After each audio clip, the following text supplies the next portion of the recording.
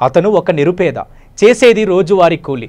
నిజామాబాద్ జిల్లాకు చెందిన అనిల్ గత 3 సంవత్సరాలుగా సమాజ సేవలో ముందున్నాడు. Tarak Nagar housing board colony, Chandrashekar కాలనీలో కురిసిన వర్షం కారణంగా డ్రైనేజీలో చెత్త పేరుకుపోయింది.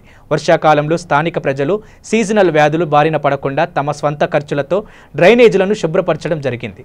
స్థానిక సమస్యలను ఎప్పటికప్పుడు సంబంధిత అధికారుల దృష్టికి తీసుకెళ్లి సమస్యల పరిష్కారానికి కృషి చేస్తున్నాడు.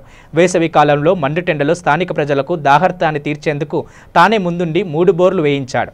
ఏ పార్టీలతో సంబంధం లేకుండా ప్రజల కష్టాల్లో తన వంతు సహాయాన్ని అందిస్తున్నాడు. అతడు చేస్తున్న సమాజ సేవకు ప్రజలు నీరాజనాలు పలుకుతూ మద్దతు తెలుపుతున్నారు.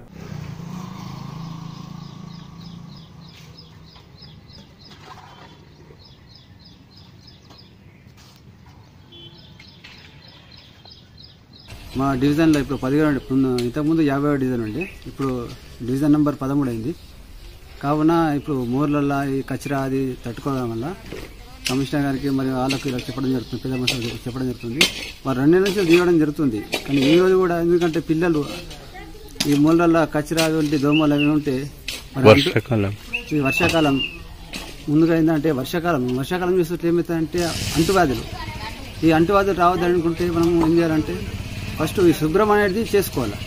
ఈ శుభ్రం అనేది చేసుకోవాలంటే మనం మున్సిపాలిటీ నుంచి నేను సార్లకు ఫోన్ చేసి మన జూన్ 4 మన ఏ గారికి మరి జూన్ 4లో ఉన్నటువంటి జవాన్లకు రాజుకి కానీ గోపికి కానీ మనకి చెప్పడం జరుగుతుంది. వాళ్ళు కూడా టైంకి పంపిస్తారు. ఈరోజు కూడా దగ్గరుండి మోర్లు తీపించాను, మరి ఆ కుప్పలు కూడా ఎత్తిపించేశాను. కానీ రెండవది ఏంటంటే ఇంకోటి హౌసింగ్ బోర్డులో మొత్తం నీటి వాటర్ వర్షం పడ్డ కారణంగా పూర్తిగా వాటర్ మొత్తం ఎక్కడెక్కడ హౌసింగ్ బోర్డులో నీళ్ళ కాడికి వస్తున్నాయి. అదొక సమస్యని కూడా ప్రాబ్లం సాల్వ్ చేయాలని మరి మీడియా వారికి కోరుతున్నాను.